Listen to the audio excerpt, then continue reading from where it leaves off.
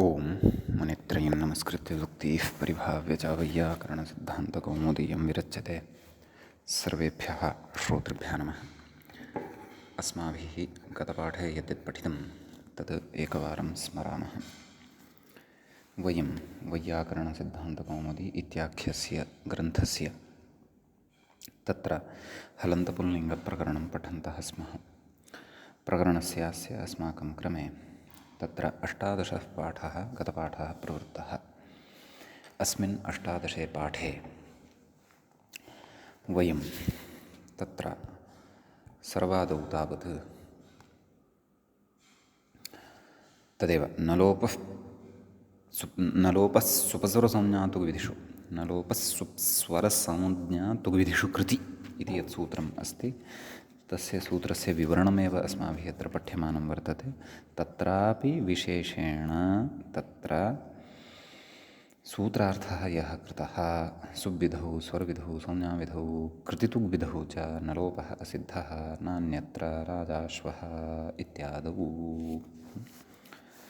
नाम येषु स्थलेष्वेव नलोपः असिद्धः भवति, अन्यत्र तु सिद्धः एव भवति। तेन राजाश्वः इत्यत्र सवर्णदीर्घः, दण्ड्यश्वः इत्यत्र च तत्र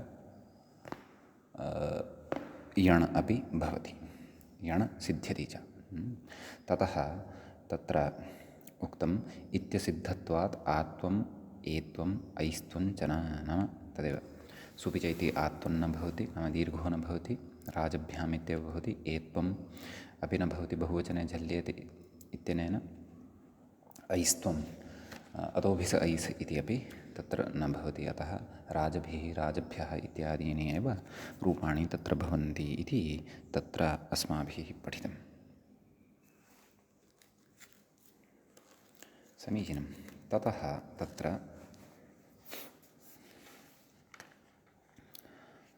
अस्मिन्नेव सन्दर्भे तत्र परिसङ्ख्याविधिविषये किञ्चित् अस्माभिः तत्र दृष्टं। नाम वस्तुतस्तु अन्यनिवृत्तिफलकसिद्धविषयकविधित्वमेव नियमविधित्वम् इति तत्र उक्तं। भाष्यस्य उद्धरणमपि दत्तं। पञ्चपञ्चनखा भक्ष्याः अन्यवर्ज्याः इत्यादि तत्र उद्धरणमादाय अस्माभिः स्फुटीकरणं कृतं। तत्र सूत्रस्य अर्थः इतोपि विस्तरेण ज्ञातः। ततः शब्देन्दुशेखरग्रन्थे प्रकृतसूत्रे दण्डिषु इत्यत्र नलोपः सिद्धो भवति वा न वा इति यः विचारः विहितः तस्य विचारस्य अपि तत्र विमर्शः कृतः। तत्र पूर्वपक्षिणा पक्षः उपस्थापितः यत् सुभाश्रयविधिः अयं भवति। कः? षत्वविधिः। अतः सुविधौ तत्र नाम नलोपः यः भवति सः असिद्धः न भवति, असिद्धः भवति। तर्हि नकारेण व्यवधानम् अत्र लभ्यते। व्यवधाने च सति षत्वं न स्यात् इति उच्यते। तर्हि तत्र तथा नास्ति, अयं सुविधिरेव नास्ति। यतोहि सुप् यः प्रत्ययः तस्य अवयवभूतः यः सकारः तस्य एव षत्वम् आदेशप्रत्यययोः इत्यनेन क्रियते इति तु नास्ति। अग्निसात् भवति, भस्मसात् भवति, अग्निसात् इत्यत्र पश्यन्तु। एवं खलु? तत्र नाम सुविधौ एव अयं षत्वार्थं प्रवर्तते विधिः इति नास्ति खलु। तत्र अग्निसात् करोति, अत्र सात् पदाद्योः इत्यनेन षत्वस्य निषेधः तत्र उच्यते। अन्यथा तर्हि तत्र एव आदेशप्रत्ययोः इत्यस्य अप्राप्तौ सात् पदाद्योः इत्यस्य आरम्भः व्यर्थः, अथवा तत्र सात् ग्रहणं व्यर्थं खलु। साति प्रत्ययः तत्र भवति। सः साति प्रत्ययस्तु सुप्रत्ययः नास्ति। आम्, यदि एषः षत्वविधिः सुविधावेव प्रवर्तते स्म, सुपः अवयवभूतः यः सकारः तस्य षत्वं भवति यदि तत्रैव प्रवर्तते स्म तदा भवान् वक्तुं शक्नोति स्म यदत्र सुविधिः अस्ति अतः न लोपः असिद्धः। तदा अस्माभिः वक्तुं शक्यते स्म आं दण्डिषु इत्यत्र षत्वं न भवति, दण्डिषु इति असाधुरूपं, दण्डिस्सु इत्येव साधुरूपं, परन्तु तथा न भवति। यतः अयं षत्वविधिः अयं तत्र नास्ति सुविधिः। तदनन्तरम् अस्तु वा षत्वविधिः अपि, तथापि तस्मिन् न षत्वविधिः अपि सुविधिः भवतु, तथापि तस्मिन् कर्तव्ये न लोपस्य असिद्धत्वात्, न लोपस्य असिद्धत्वं न भवत्येव। तत्र कारणानि दृष्टानि एव, नाम तदसिद्धत्वं हि पूर्वत्रासिद्धम् इत्यनेन आपद्यते उत न लोपस्य उपसर्गज्ञातुकविधिषु इत्यनेन इति पृष्टं। तदनन्तरं पक्षद्वये अपि नाम तत्र पूर्वत्रासिद्धम् इत्यनेनापि न भवति, न लोपस्य उपसर्गज्ञातुकविधिषु इत्यनेनापि न भवति। पूर्वत्रासिद्धम् इत्यत्र असिद्धत्वादेव न भवति, न लोपस्य उपसर्गज्ञातुकविधिषु न लोपस्य उपसर्गज्ञातुकविधिषु इति तु पार्थक्येन नियामकं नास्ति, नाम अपूर्वः विधिः नास्ति, एतत्तु पूर्वस्य एव नियामनं वर्तते इति कृत्वा विविधैः पक्षैः तत्र पूर्वपक्षिणः अत्र निरासः कृतः। दण्डिषु इत्यत्र षत्वं भवत्येव इति तत्र विषयः सविस्तरम् अस्माभिः श्रुतः, उद्ग्रन्थस्थः अयं विषयः। तत्र गतपाठस्य अन्ते व्याख्यायाः पङ्क्तयः अस्माभिः इत्थं पठिताः। राजभ्याम् इत्यादौ तु दीर्घादौ कर्तव्ये सिद्धमेव नियमार्थं विधीयते इति विधिवैरूप्यम् आपद्येत। तस्मात् दण्डिषु इत्यादौ षत्वे कर्तव्ये न लोपस्य असिद्धत्वाभावात् न लोपस्य सत्वात् इणः परत्वात् अनपायात् षत्वं निर्बाधम् इति शब्देन्दुशेखरे प्रपञ्चितम्। एवं किल एतावान् भागः अस्माभिः व्याख्यायाः स्पृष्टाः, इमाश्च पङ्क्तयः व्याख्यायाः तत्र पठिताः इति अस्माकं क्रमे तत्र हलन्तपुल्लिङ्गप्रकरणस्यास्य 18 पाठः सम्पन्नतां गतः।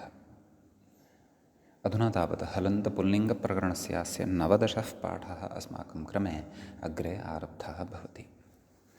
अस्य पाठस्य आरम्भे अपि न लोपस्सुप्स्वरसंज्ञातुकविधिषु कृति इत्यस्य सूत्रस्य विषये एव अस्माभिः अग्रे इतोपि पठनीयं वर्तते। तस्य अन्यानि उदाहरणानि, नाम अन्ये ये विधयः तत्र परिगणिताः, सुविधेः उदाहरणं तु राजभ्यां, राजभिः, राजभ्यः इत्यादीनि, नाम इमानि उदाहरणानि अथवा इदम् उदाहरणत्रयम् अथवा अन्यानि अपि उदाहरणानि नकारान्तेभ्यः भवितुमर्हन्ति। चर्मभ्यां, चर्मभिः, चर्मभ्यः नकारान्तेषु, सप्तभ्यः, नवभ्यः, दशभ्यः नकारान्ताः सङ्ख्या बहुवचनान्ताः याः वर्तन्ते ताः अपि अत्र उदाहरणत्वेन भवितुम् अर्हन्त्येव। अधुना व्याख्याता कथयति, किं कथयति, प्रकृतमनुसरामः। नाम अस्तु, शब्देन्दुशेखरे तु विशिष्टाः विचाराः कृताः भवतु, नाम प्रकृते यत् सूत्रस्य अन्ये ये विधयो भवन्ति तेषां विधीनां विषये किञ्चित् चर्चां किञ्चित् चिन्तनं कुर्मः इति कथयति स्वरविधौ यथा पञ्चार्मम् इति स्वरविधौ उदाहरणं वर्तते इति। सुस्वरसंज्ञातुविधिषु क्रमशः एकमेकम् उदाहरणमत्र दास्यति। ततः यथाक्रमं यद्यदुदाहरणम् अस्माकं पुरतः अग्रे उपस्थितं भविष्यति तत्तद्विषये तत्र अपि ग्रन्थकारः तत्र एतान् विधीन् स्मारयन् गमिष्यति। पञ्चार्मम् इत्यस्य उदाहरणं कथयति, अत्र न लोपस्य असिद्धत्वात् अकारान्तत्वाभावात् अर्मे चावर्णं ज्यच् त्यच् इति पूर्वपदाद्युदात्तत्वं न भवति इत्युच्यते। सम्यक्। इदानीम् इदं यदि उदाहरणम् अस्माभिः किञ्चित् अवगन्तव्यं तर्हि अर्मे चावरणं द्युचित्रिच् इति यत् सूत्रं वर्तते तस्य सूत्रस्य सामान्यतया अर्थज्ञानम् अपेक्षितम् अथवा सामान्यतया परिचयः किं क्रियते एतेन सूत्रेण कस्यां कस्याञ्च अवस्थायां किं किं क्रियते इति सामान्यं ज्ञानम् अस्माकम् अपेक्षितं। तत्र सूत्रस्य अर्थः एवं भवति। अर्मशब्दे उत्तरपदे नाम अर्मशब्दः अर्मन् इति भवति शब्दः सः कथयति अर्मशब्दे उत्तरपदे द्व्यच् त्र्यच् पूर्ववर्णान्तं पूर्वम् अवर्णान्तं नाम पूर्वपदम् अवर्णान्तम् आद्युदात्तं भवति। नाम पूर्ववर्णम् अवर्णान्तं यद्भवति तस्य आद्युदात्तत्वं प्राप्तं भवति। एवं किल अर्मशब्दः नकारान्तो वा नैव अकारान्तः एव दृश्यते कोशेषु। अस्तु चक्षुरोगविशेषः इत्यपि कथयन् अस्ति। शुक्लार्म रक्तार्म मांसार्म बहवः अर्थाः सन्ति अर्मशब्दस्य। अत्र च अस्माभिः कथञ्चिदपि नाम अनुकूलः विग्रहः तत्र ज्ञातुं शक्यते। कस्य पञ्चार्मम् इति पञ्चानाम् अर्माणां यदि अकारान्तः शब्दः अर्म इति तर्हि अर्माणां नकारान्तश्चेत् अर्मणां समाहारः पञ्चार्मम् इति तत्र पञ्चन् अर्म इति भवति स्थितिः समासे। तदेव सुब्लुकः अनन्तरं पञ्चन् अर्म इति स्थितौ नलोपः प्रातिपदिकान्तस्य इत्यस्य इत्यनेन सूत्रेण पञ्चन् इत्यस्य यः नकारः वर्तते तस्य नकारस्य लोपः भवति। एवं किल तर्हि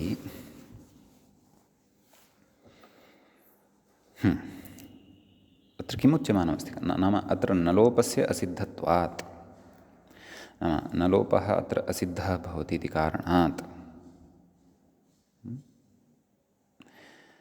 अकारान्तत्वाभावात् नाम अकारान्तत्वमस्य न सम्भवति। नाम नलोपस्य असिद्धत्वं वर्तते नाम कोऽर्थः नाम नकारस्य लोपः सिद्धः न असिद्धः अर्थात् नकारः तत्र अस्ति एव इति भावः। नकारः अस्ति यदि तर्हि पञ्चन् इत्यस्य नाम पञ्चार्म इत्यत्र पञ्च इत्यस्य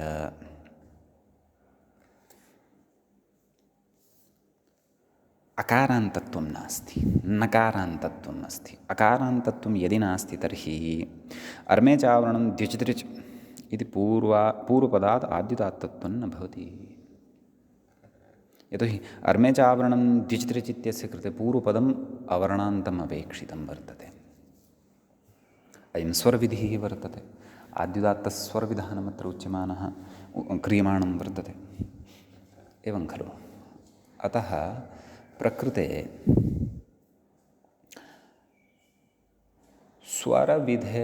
नाम स्वरविधिः वर्तते इति कृत्वा पूर्वपदस्य च नलोपस्य असिद्धत्वात् नकारान्तः सः शब्दः न तु अकारान्तः इति कारणात् तत्र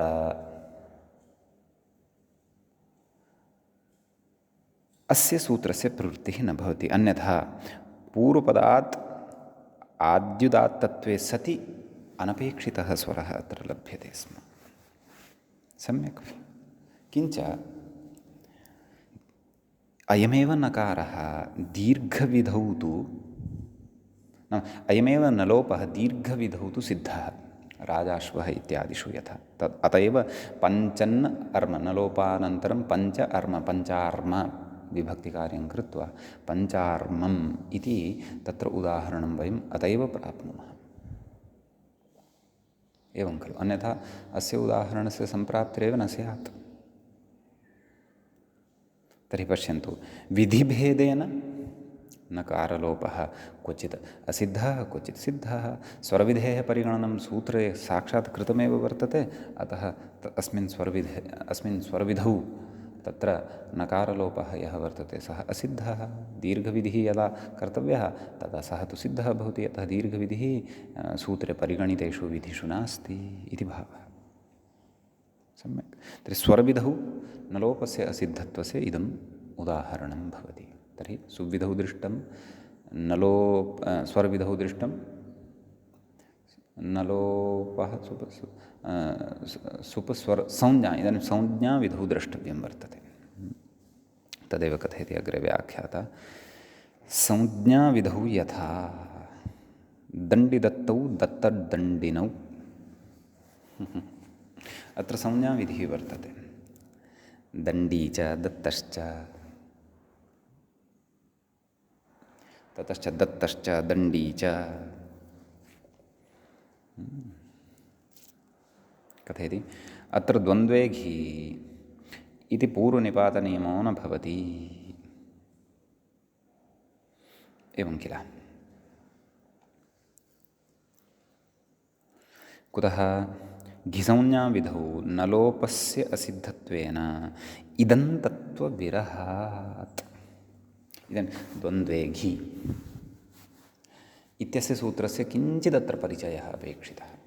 यद्यपि इदं सूत्रं द्वन्द्वसमासे पठिष्यते अग्रे गत्वा अस्माभिः, तथापि प्रकृते कश्चन वा परिचयः अपेक्षितः। किमुच्यते नाम द्वन्द्वसमासे तत्र घिसंज्ञकः यः भवति तस्य पूर्वनिपातः भवति।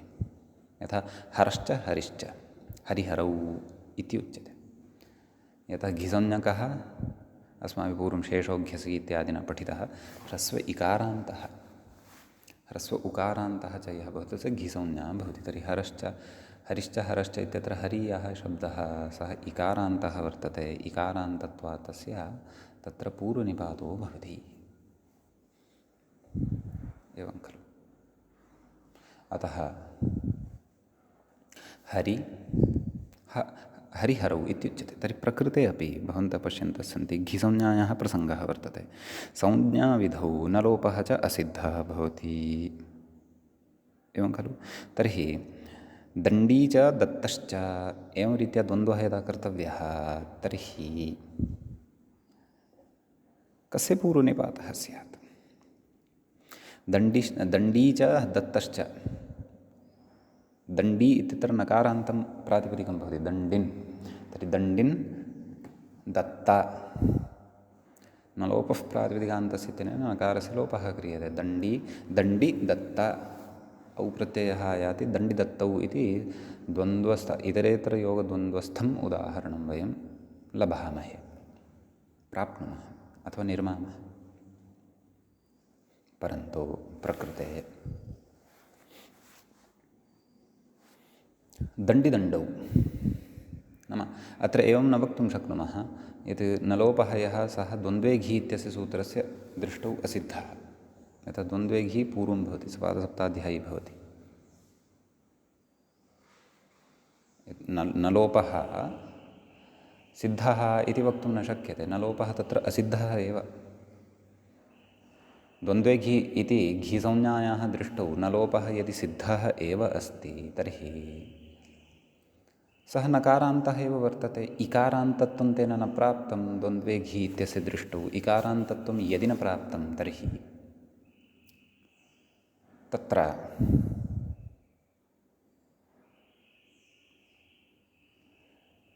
तस्य घिसंज्ञा अपि नास्ति। घिसंज्ञा यदि नास्ति तर्हि उभयोरनयोः अन्यतरस्य पूर्वनिपातः भवितुमर्हति। दण्डी इत्यस्य एव पूर्वनिपातः भवेत् इति नास्ति। तर्हि दण्डिदत्तौ इत्यपि वक्तुं शक्यते, दत्तदण्डिनौ इत्यपि अस्माभिः वक्तुं शक्यते इति भावः।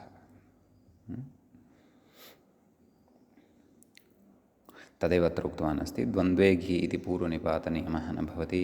संज्ञाविधौ नलोपस्य असिद्धत्वेन इदन्तत्वविरहात्। नलोपस्य असिद्धत्वं भवति इति कारणात् तत्र इदन्तत्वमेव न लभ्यते इति कारणात्। अग्रे कथयति। तर्हि सुविधौ दृष्टः स्वरविधौ दृष्टं, सुविधौ उदाहरणं दृष्टं, स्वरविधौ दृष्टं, संज्ञाविधौ दृष्टं, सुप्स्वरसंज्ञा तुग्विधिषु कृति तद् कथयति। कृतितुग्विधौ यथा इति, एवं खलु। नाम कृतिपरतः तुग्विधौ नलोपस्य असिद्धत्वं भवति। तदर्थमुदाहरणं कथयति किं वृत्रहभ्याम् इत्यस्ति, एवं किल। कथयति वृत्रहभ्याम् इत्यपि वर्तते, वृत्रहभिः इत्यपि तत्र उदाहरणं दर्शितं भवति। वृत्रभ्यः इत्यपि भवेत्। अस्तु, तर्हि कथयति वृत्रहा इति यः शब्दः अस्ति, वृत्रहन् इति यः शब्दः वर्तते तद्विषये कथयन्नस्ति। वृत्रः इति न वृत्रहन् नकारान्तः शब्दः। कथयति अत्र ब्रह्म भ्रूण वृत्रेषु क्विप्, कथयति इति क्विपम् आश्रित्य, नाम प्रकृते ब्रह्म अथवा भ्रूण अथवा वृत्र इति उपपदं यदि भवति, एतेषु किञ्चन एकम् उपपदं यदि भवति, तर्हि तस्मिन् उपपदे सति तत्र धातोः क्विप् प्रत्ययः विधीयते। उपपदसमासः च अत्र भवति। उपपदमतिं तत्सर्वम् अग्रे पठिष्यते। अयं क्विप् कृतप्रत्ययः भवति, सर्वलोपी च भवति। ब्रह्म हन् क्विप् कृदन्तत्वात् ब्रह्म हन् एतस्य प्रातिपदिकसंज्ञा भवति। तर्हि क्षन्तव्यं वृत्रहन्, वृत्र इति उपपदम् अत्र स्वीकृतं वर्तते। वृत्रहन् तर्हि प्रातिपदिकसंज्ञा भवति वृत्रहन्। वृत्रहन् इत्यस्मात् सूत्पत्तिः भवति, एवं खलु। हल्ङ्यायना तस्य लोपादिकं भवति। तत्र तृतीयाविभक्तेः एकवचने भ्याम् इति प्रत्ययः, बहुवचने च भिस् इति प्रत्ययः भवति। कथयति व्याख्याता अत्र ब्रह्म भ्रूण वृत्रेषु क्विप् इति विहितं क्विपम् आश्रित्य, नाम यः क्विप् अत्र विहितः भवति तमाश्रित्य ह्रस्वस्य पिति कृति तुक् इति न तुक्, क्विप् पित् अपि वर्तते, कृत् अपि वर्तते। अतः तेन सूत्रेण, नाम ह्रस्वस्य पिति कृति तुक् इत्यनेन तुक् न भवति, तुगागमः न भवति। कस्य? ह्रस्वस्य। ह्रस्वः कः? वृत्रहन् इत्यत्र हकारोत्तरवर्ती अकारः। तत्र च यः नकारः तस्य तु लोपः भवति। केन? न लोपः प्रातिपदिकान्तस्य, स च न लोपः असिद्धः। असिद्धश्चेत् ह्रस्वस्य पिति कृति तुक् इत्यस्य प्रवृत्तिरेव भवितुं नार्हति। कुतः? हन् इत्यत्र हकारात् परतः यः ह्रस्वः, तस्मात् परतः पित् कृत् क्विप् नास्ति। प इति यस्य सः पित्, कृत् अर्थात् कृत्संज्ञकः प्रत्ययः, सः कः? क्विप् नास्ति। कुतः? मध्ये नकारेण व्यवधानं कृतं वर्तते। अतः तदेव कथयति अग्रे नलोपस्य असिद्धत्वेन ह्रस्वस्य नकारव्यवहितत्वात्। ह्रस्वः यः तत्र वर्तते तस्य नकारेण व्यवहितत्वं भवति। अन्यथा वृत्रहद्भ्यां, पुनः तस्य जष्ट्वादिकं वृत्रहद्भ्यां, वृत्रहद्भिः इत्यादीनि अनिष्टानि रूपाणि लभ्यन्ते स्म, परन्तु तानि तु न भवन्ति। अतः पितिकृतितुग्विधौ अथवा कृतितुग्विधौ नलोपः असिद्धः एव, न तु सिद्धः इति। एवं किल। अग्रे कथयति कृतीति विशेषणात्, नलोपस्वरसंज्ञा तुग्विधिषु कृति, कृतितुक् नाम तुकासम्बन्धः भवति खलु तस्य। अथ तत्र उच्यते कृति इति विशेषणात् छेच इति तुग्विधौ, छेच इति यत् सूत्रं वर्तते तेन तुग्विधिः क्रियते। छेच इति तुग्विधौ नलोपस्य नासिद्धत्वम्, एवं खलु। नाम छेच इत्यनेन यः तुक् क्रियते तस्य असिद्धत्वं न भवति। यतोहि छेच इति यः तुग् वर्तते सः तुक् तु कृतं नापेक्षते, अर्थात् कृतप्रत्ययस्य अपेक्षां न करोति। तेन तु ह्रस्वात् परतः छकारः अस्ति चेत् तस्य ह्रस्वान्तस्य तुग्विधानं विधीयते इति अस्माभिः सन्धिप्रकरणे पठितं भवन्तः स्मरेयुः। सम्यक्। कथयति ततश्च वृत्रच्छत्रम् इह स्यादेव छेच इति तुक्, खलु। वृत्रः यः वर्तते अस्य रूपाणि अग्रे द्रक्ष्यन्ते। तस्य छत्रं तर्हि वृत्रहन् छत्रं नकारस्य लोपः भवति, स च सिद्धः एव। कुतः?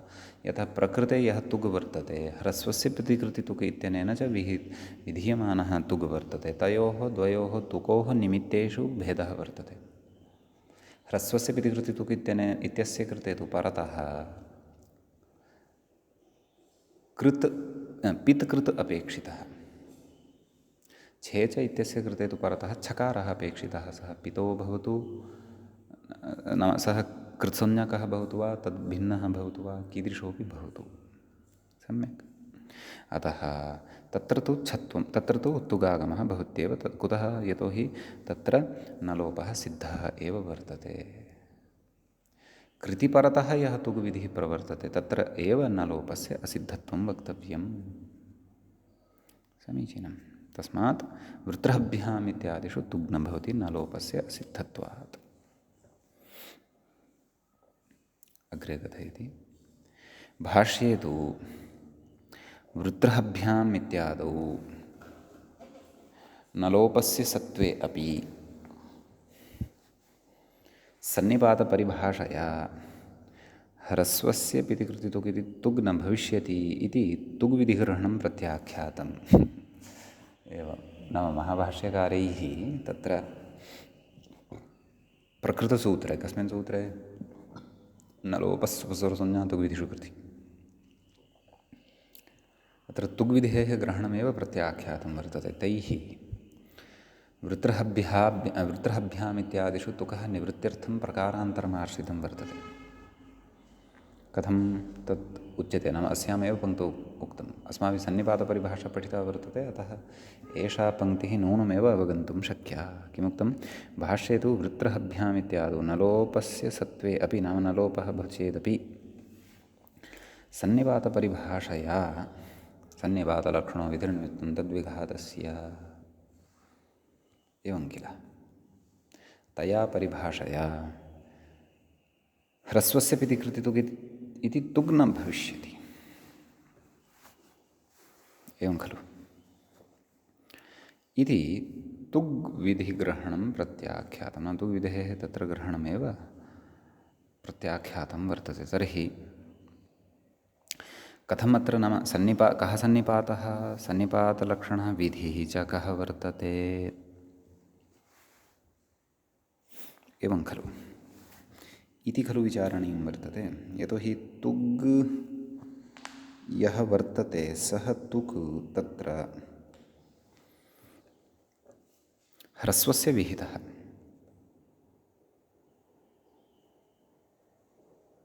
एवं किल? कदा? पितिकृति तत्र क्विपि परतः। तर्हि क्विपं निमित्तीकृत्य ह्रस्वञ्च निमित्तीकृत्य उत्पन्नः यः तुक् सः सन्निपातविघातकः न भवति। तर्हि तुगागमे सति विघातः कः?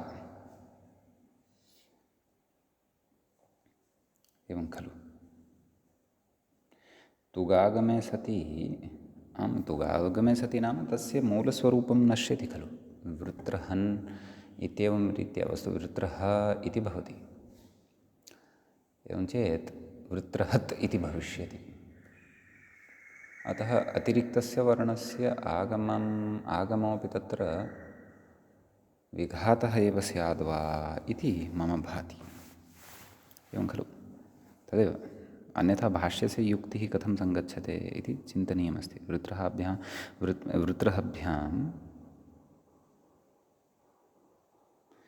इत्यादौ नलोपस्य सत्त्वेपि सन्निपातपरिभाषया ह्रस्वस्य पितिकृतितुक् न भविष्यति। नाम तदेव इत्थमेव वक्तव्यं। यतः सन्निपातलक्षणमादाय यः तुग् वर्तते सः तद्विघातकस्य कृते निमित्तं न भवति, नाम कारणं न भवति, एवं खलु?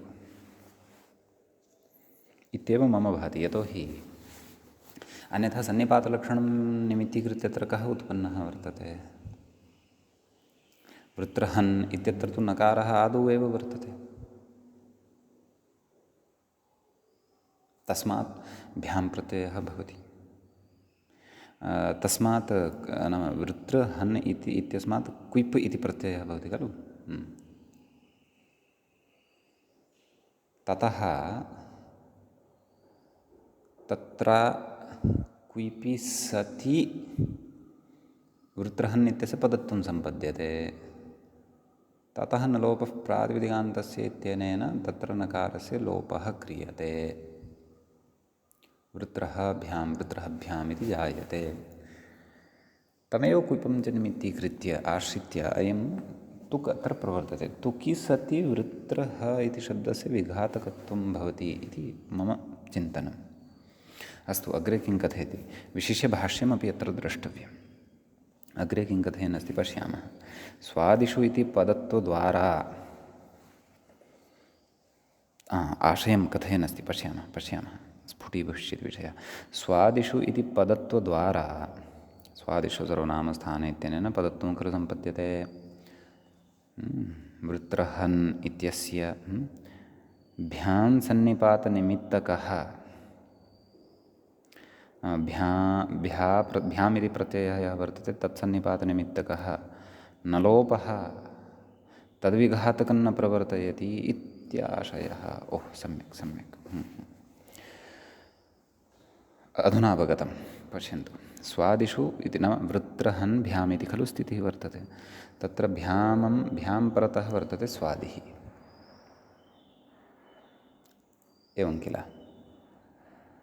अतः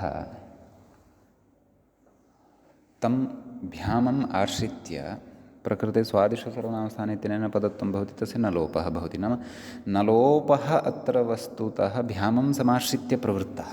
मया यद् पूर्वम् उच्यमानमासीत् तद् नास्ति, सः सिद्धान्तः नास्ति, सः दुष्टः सिद्धान्तः। यतोहि आगमः विघातकः न भवति कस्यापि। अस्तु, तर्हि अत्र न लोपः यः वर्तते, न लोपः भ्यामम् आश्रित्य खलु प्रवृत्तः। यतोहि भ्यां यदि न स्यात् तर्हि वृत्रहन् इत्यस्य पदसंज्ञा अपि न स्यात्। स्वादिषु सर्वनामस्थाने इत्यनेन पदसंज्ञा यदि न स्यात् तर्हि न लोपः प्रवर्तेत वा, न खलु। अतः भ्यामम् आश्रित्य अयं तदेव कथयति, भ्यां सन्निपातनिमित्तकः। भ्यामसन्निपातः निमित्तं यस्य कस्य न लोपस्य, सः न लोपः तद्विघातकं न प्रवर्तयति। नाम तस्य विघातकः यः वर्तते, कः, सः तु तुक् एव खलु। न लोपः न लोपस्तद्विघातकं, तस्य नाम कस्य, भ्यामः विघातकम् इति खलु वक्तव्यं। सत्यं, अधुना स्पष्टं। यतोहि तुक् यदि आगतः तर्हि हलन्तत्वं लप्स्यते किल।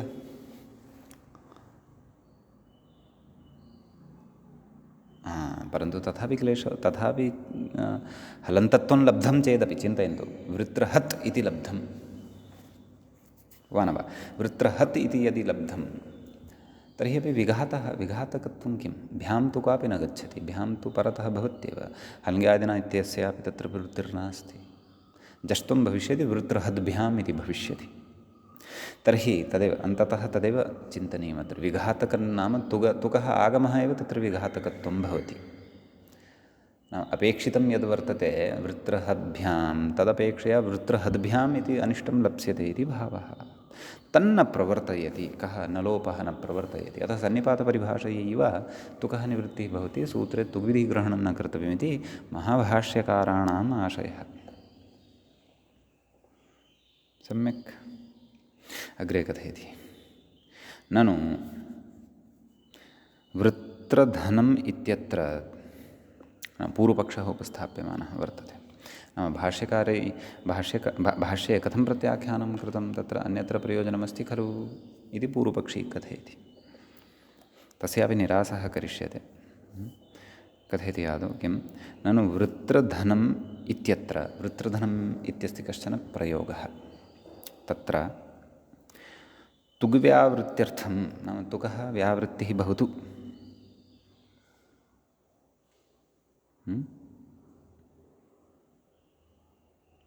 वृत्रधनं, परन्तु तुक्केन। अस्तु, पश्यामः। तुग्व्यावृत्त्यर्थं तुग्विधिग्रहणम् आवश्यकं। तुकः विधिः तत्र तुकः तुग्विधिग्रहणं सूत्रे आवश्यकं कुतः कथयति तत्र अन्तर्वर्तिनीं विभक्तिम् आश्रित्य क्व वृत्रहन् इत्यत्र प्रवृत्तं पदत्वमादाय प्रवृत्तस्य नलोपस्य वृत्रहधनं वृत्रधनमिति न वृत्रहधनं प्रवृत्तस्य नलोपस्य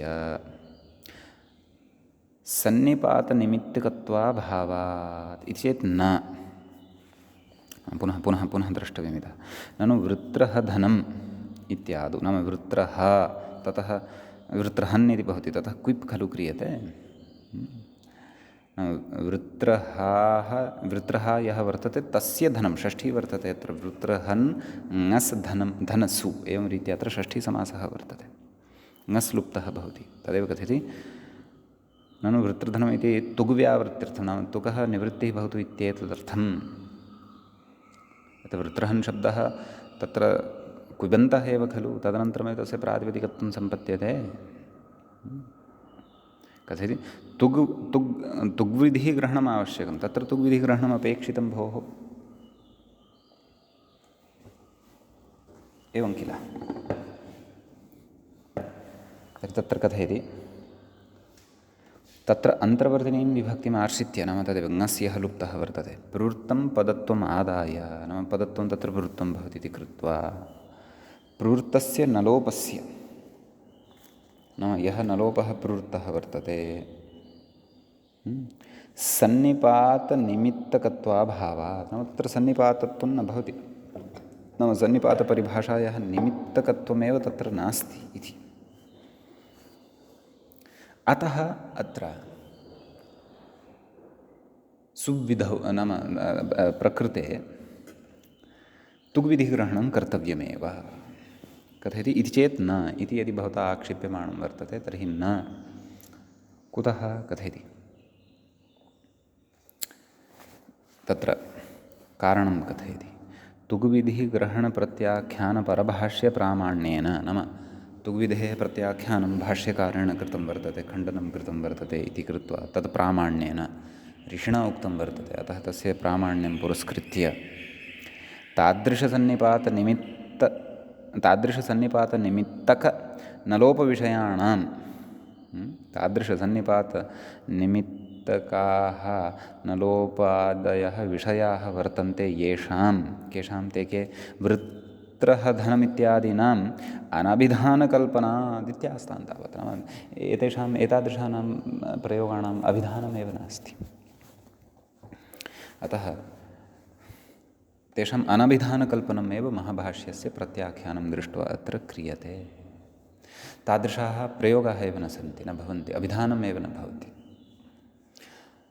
वक्तव्यमेव यदि तर्हि तत्र विग्रहेण वक्तव्यम् अथवा वृत्रः यः वर्तते तस्य धनमेव न भवति किमपि क्वचिल्लक्षणया साध्यते चेत् तत्र समासत्वेन न वक्तव्यं तत्र असमस्तपदत्वेन एव वक्तव्यं तस्मात् भवता उत्थापितः यः पक्षः सोऽपि अत्र सङ्गतो न भवति इति तत्र उच्यते सम्यक्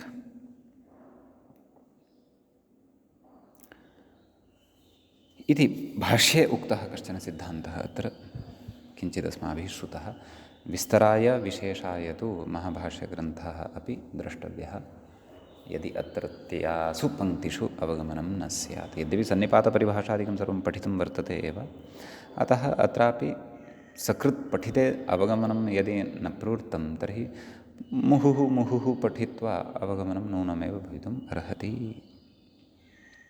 अस्तु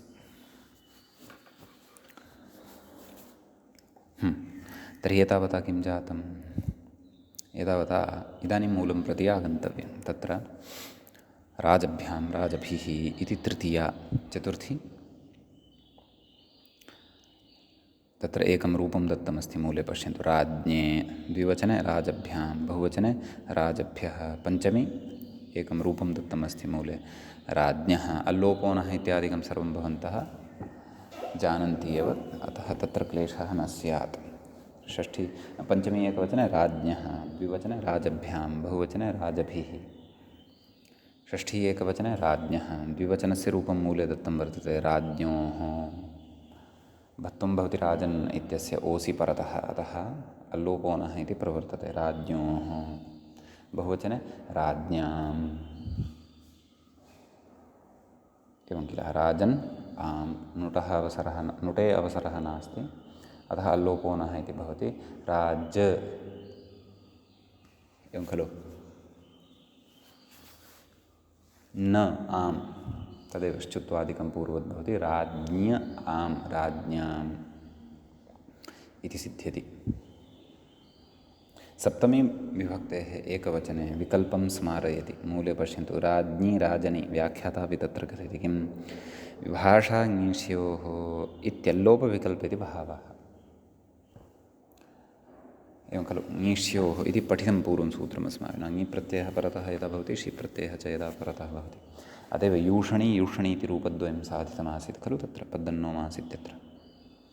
तद्वत् प्रकृतेपि राजन् इत्यत्र उपधाभूतः यः तस्य यः अकारः, तस्य विकल्पेन लोपः भवति। लोपपक्षे श्चुत्वादिकं विधाय राज्ञी इति रूपं सिद्धं भवति, तदभावपक्षे राजनि इति च रूपं भवति। समीचीनं। द्विवचने षष्ठी द्विवचनवदेव राज्ञोः, बहुवचने राजसु।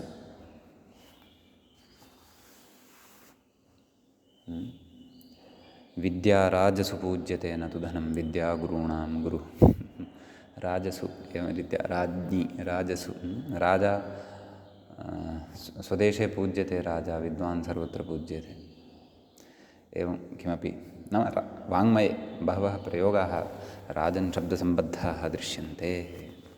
सम्यक्।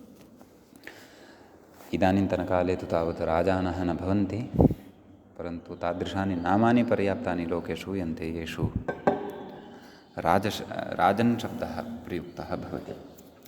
किञ्च अर्थान्तरेषु अपि राजन् शब्दः प्रयोक्तुं दृश्यते एव।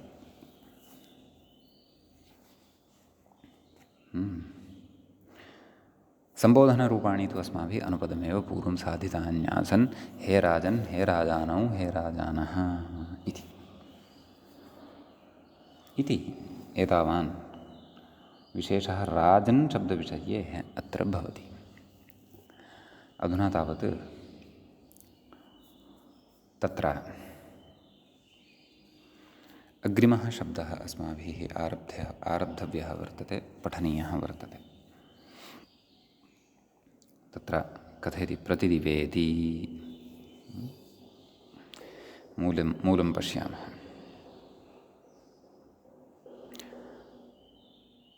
प्रतिदिवा प्रतिदिवानो प्रतिदिवानः इत्यादीनि रूपाणि साधनीयानि वर्तन्ते। मूले कथयति प्रतिदीव्यति इति प्रतिदिवा इति। तत्र कथम् अत्र मूलशब्दः सिद्ध्यति, कश्च मूलशब्दः भवति इति व्याख्याता कथयन्नस्ति। कथयति दिवुक्रीडादौ, दिवुक्रीडा विजिगीषा मोदमदसपुनकान्ति इत्यादयः अर्थाः सन्ति खलु। कथयति तस्मात् कनिन्युवृक्षितक्षि, कनिन्युवृक्षितक्षिराजिधन्विद्युप्रतिदिवः इति औणादिकम् एकं सूत्रं भवति।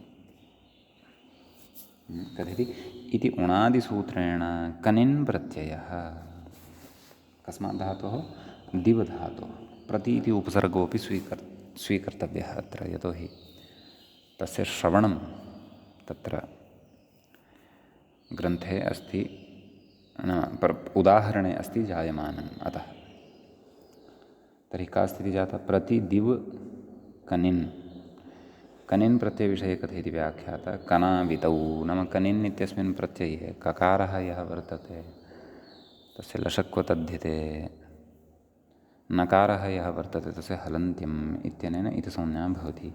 इकारः उच्चारणार्थः, अत्र इकारः यः वर्तते सः तु उच्चारणार्थकः एव भवति। एवं खलु। तर्हि किम् अवशिष्यते, अन् इति खलु अवशिष्यते। कनिन् कनिन् इति प्रत्ययस्य केवलः अन् अवशिष्यते।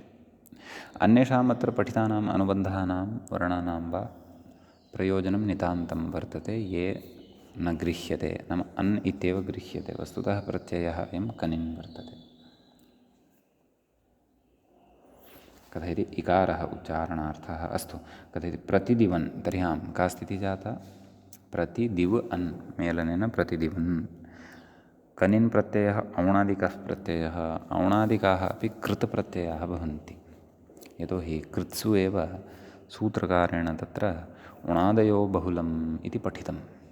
तेन ज्ञायते एते अपि धातोः भवन्ति उणादयः प्रत्ययाः, शाकटायनमुनिप्रणीताः।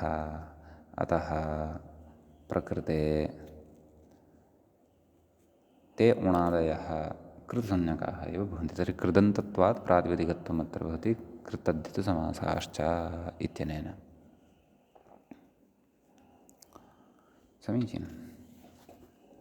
कथयति अल्ङ्यानसुलोपे प्रतिदिवा इति रूपं सुटिराजवत्। नाम सुटि परतः, सु औजस् अम् औट्, एते यदा परतः भवन्ति तदा तु राजन् शब्दवदेव अत्र रूपाणि भवन्ति इति। यथा राजा राजानो राजानः, राजानं राजानं, तद्वत् प्रकृते अपि मूले पश्यन्तु। प्रतिदिवा प्रतिदिवानो प्रतिदिवानः, राजानम् इतिवत् प्रतिदिवानं। ततश्च द्वितीयाविभक्तेः द्विवचने प्रतिदिवानौ इत्येव तत्र रूपं भवति। सम्यक्। अत्र सर्वाणि कार्याणि, सर्वापि प्रक्रिया राजा राजानो राजानः इति यथा तद्वदेव।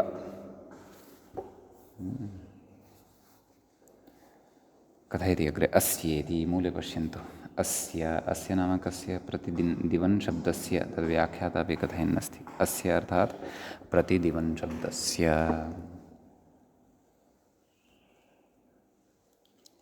कथयति भविषये अल्लोपे कृते। एवं किल? नाम भविषये, नाम अल्लोपो नः इत्यस्य कृते भत्वं खलु अपेक्षितम् अन्नन्तस्य। तदेव कथयति प्रतिदिवन् शब्दस्य शसादावचि अल्लोपो नः इति अल्लोपे सति इत्यर्थः। नाम तेन अल्लोपः भवति। तर्हि का स्थितिः जायते? प्रति दिव् न। कदा इदमुक्तं? भविषये, नाम शसादौ अचि। द्वितीयाविभक्तेः बहुवचने च रूपम् अस्माभिः साधनीयं वर्तते। सुटि तु राजन्वदेव भवति इति उक्तमेव खलु, राजवदेव भवति इत्युक्तमेव खलु। सम्यक्। तर्हि किं कथयति? प्रतिदिवन् शब्दस्य शसादावचि अल्लोपो नः इति अल्लोपे सति इत्यर्थः। तर्हि प्रति दिव् न शसः अस् अवशिष्यते। सम्यक्। तत्र यद्यपि अग्रे अत्र अस्माभिः रूपं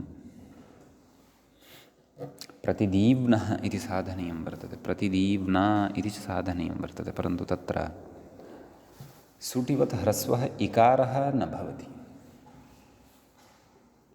इति स्मर्तव्यम्। एवं किल? सुट् यः वर्तते, सुटि अस्माभिः सर्वत्र ह्रस्वः इकारः खलु दृष्टः। प्रतिदिवा प्रतिदिवानो प्रतिदिवानः प्रतिदिवा प्रतिदिवानो इति। अत्र तु दीर्घः भविष्यति, तदर्थम् अग्रिमं सूत्रम् अधुना पठ्यते। अल्लोपो नः इति विधानानन्तरं तत् सूत्रम् अधुना पठ्यमानं वर्तते। तच्च एवं किमस्ति? हलि च इत्यस्ति अग्रे। तत्र हलि इति सप्तम्यन्तं भवति, च इति तु अव्ययपदं भवति। सम्यक्। वयं पश्यन्तः स्मः, अष्टमाध्यायस्य द्वितीयपादस्य 77तमं सूत्रमिदं भवति। किं किम् अत्र अनुवर्तते कथयति व्याख्याता र्वोरुपधाया दीर्घ इकः इत्यतः इत्यनुवर्तते। नाम इदं सर्वमपि सूत्रम् अनुवर्तते। र्वोरुपधायाः दीर्घ इकः। अग्रे कथयति सिबिधातो इत्यतः धातोः इति च सिबिधातोरुर्वा तस्मात् धातोः इत्यपि अनुवर्तते। कथयति तच्च र्वोः इत्यनेन विशेष्यते। धातोः इति र्वोः इत्यनेन विशेष्यते। तदन्तविधिः र्वोः अर्थात् रेफः वकारश्च रच वच र्वौ तयोः र्वोः। कथयति तदन्तविधिः तदाह नाम एवम् अनुवर्तनादिकं सर्वं किं किम् अत्र अनुवर्तते इति सर्वं मनसि कृत्य ततः परं तत्र सूत्रार्थमाह। कथयति रेफवान्तस्य इत्यादिना मूले पश्यामः। रेफवान्तस्य रेफान्तस्य वान्तस्य इति भावः। धातोः उपधायाः इकः दीर्घः स्यात्। धातोः उपधाभूतः यः इक् वर्तते, इक् प्रत्याहारस्थः वर्णः वर्तते, तस्य दीर्घः भवति। एवं किल धातोपधाय दीर्घः स्यात् हलि नाम यदा हल् परतः भवति तदा। सम्यक्। आम् ततः अग्रे कथयति रेफवान्तस्य जीर्यति इति उदाहरणं तद् अग्रे पठिष्यते तिङन्ताधिकारे। दृर्वयोहानौ अथवा दृ कश्चन धातु तस्य गुणादिकं भवति जिर् इति जायते। रेफवांसः भवति तस्य च उपधायाः यः इकारः इक् वर्तते तस्य दीर्घः भवति अतः जीर्यति इति तत्र सिद्ध्यति। तदिदञ्च अस्माभिः अग्रे द्रक्ष्यते। समीचीनम्। अग्रे कथयति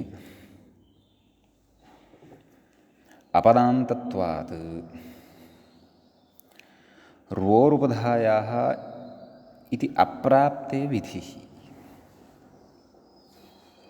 एवं खलु तत्र अत्र इतोपि अस्माकं पूर्णतया स्पष्टता स्यात् यदि र्वोरुपधायाः दीर्घ इकः इत्यस्य किञ्चित् सूत्रार्थः मनसि स्थापितः तर्हि तत्र रेफवान्तस्य धातोः उपधायाः दीर्घः स्यात् पदान्ते इत्युच्यते। पदान्तत्वम् अपेक्षितम्। एवं किल अपदान्तत्वे सति अपि भवतु तदर्थं हलि च इति उक्तं। हलिपरतः च भवतु इति उक्तं। तदेव कथेनस्ति प्रकृते च प्रतिदिव न अस् इति स्थिते। एवं खलु नकारे हलिपरे एवं किल तस्मात् परतः नकारः अपि वर्तते। प्रतिदिव न अस् वकारात् परतः नकारः वर्तते। वान्तस्य दिवधातोः वकारान्तः यः दिवधातुः वर्तते दिव् इति नकारः तु कनिना लब्धः खलु। मूलधातुः तु दिव एव वर्तते। कथयति दिवधातोः उपधायाः इकारस्य दीर्घ इति भावः नाम उपधाभूतः यः इकारः वर्तते तस्य दीर्घो भवति। सम्यक्। अतः पश्यन्तु मूले प्रतिदीव्न इति अग्रे आगमिष्यति। वस्तु तद्रूपं तु अग्रे प्रतिदीव्नः प्रतिदीव्ना इत्यादीनि रूपाणि साधनीयानि वर्तन्ते। परन्तु ततः पूर्वं केचन विचाराः अत्र सन्ति ते ज्ञेयाः।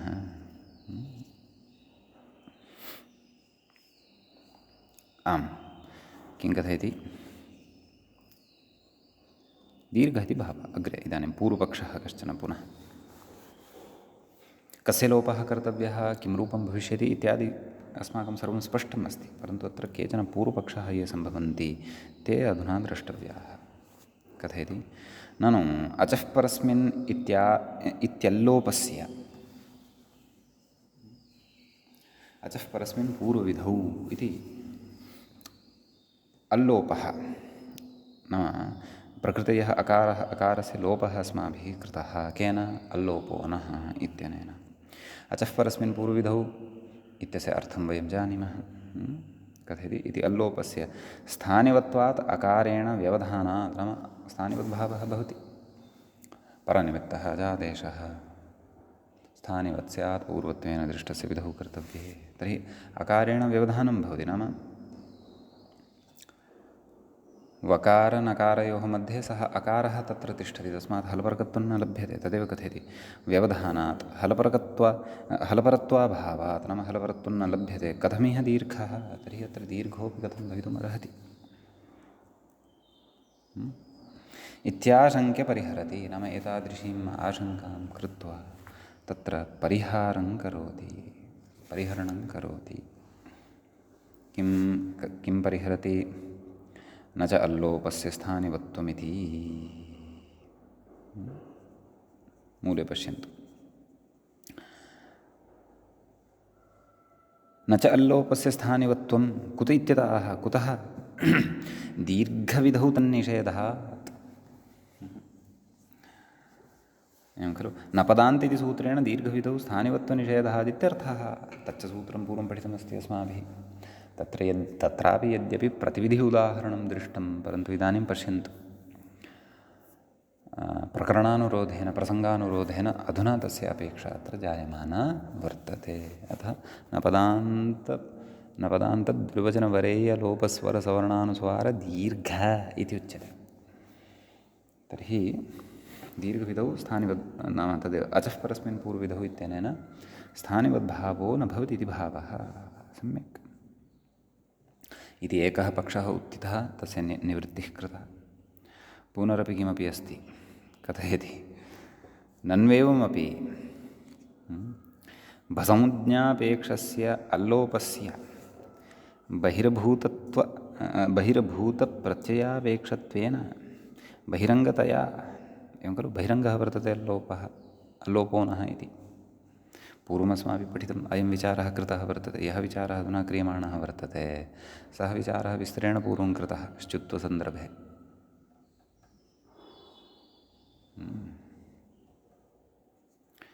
कथयति नन्वेवमपि पुनः पश्यन्तु नन्वेवमपि भसंज्ञापेक्षस्य